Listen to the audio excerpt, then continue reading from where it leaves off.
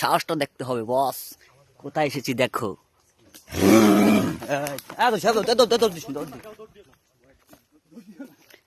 শালা লাইফে এটা বেস্ট মোমেন্ট, শালা গর্জনটা তাও ভয় পাইনি।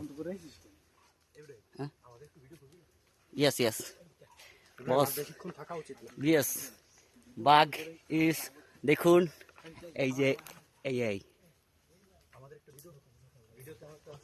যখনই শুনছি ওখানে বাঘ আটকে আছে, তো আমরা ফরেস্ট ডিপার্টমেন্ট প্লাস এখানে নগর থানার যারা আছে, প্রশাসনের লোক যারা আছে, তাদেরকে নিয়ে এই যে বাঘটাকে উদ্ধার করার জন্য তৎপর আমরা আছি এবং চেষ্টা করতেছি। ঢাকা থেকে যে টিম আসবেন, টিম আসার পরে বাঘটাকে কীভাবে উদ্ধার করা যায় বা কী অবস্থানে আছে এখনও আমরা সেটা এখনও জানতে পারি নাই।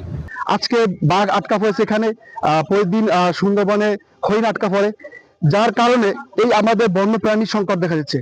একটা সময় ছিল যে এলাকায় বাঘ আসতো বা আশেপাশে শুনতাম বাঘ হরিণ, এখন এলাকায় হরিণ বলতে নাই।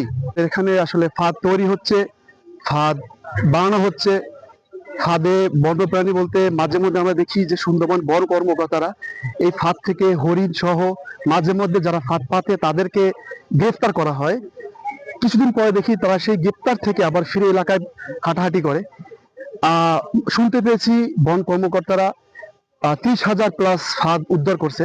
আমাদের এই যে সুন্দরবনের ভিতরে একটা বাঘ ফাঁদে আটকা পড়েছে, আমরা সংবাদ পাওয়ার পরে গতকালকে এসে মানে দেখে গেছি এবং আজকে এই 4 তারিখ আজকে আমরা মোটামুটি আমাদের যে ঢাকার টিম সহ আমরা রেস্কিউ করলাম। এটা আসলে একটা দুঃখজনক ঘটনা। এই বাঘটা পুরুষ বাঘ, অ্যাডাল্ট বাঘ। অত্যন্ত দুঃখজনক ঘটনা যে পুরুষ বাঘের সংখ্যা বেশিরভাগই ক্ষতিগ্রস্ত হচ্ছে। এই বাঘটা বেশ কিছুদিন আগে হয়তো এখানে আটক পড়েছে, যার জন্য দুর্বল হয়ে গেছে, ট্যাঙ্গুলার যেটা বলে অজ্ঞান করা হচ্ছে। অজ্ঞান করে এখন আমরা এটাকে নিয়ে যাচ্ছি রেস্কিউ করে, সঙ্গে সঙ্গে স্যালাইন দেওয়া হচ্ছে, কারণ হচ্ছে এত বেশি দুর্বল যে ঠিকানো মুশকিল। এটাকে নিয়ে যাওয়া হচ্ছে এখন আমরা আমাদের খুলনার রেস্কিউ সেন্টারে। প্রতি বছরই অনেক বন্যপ্রাণী মারা যাচ্ছে ফাঁদের কারণে।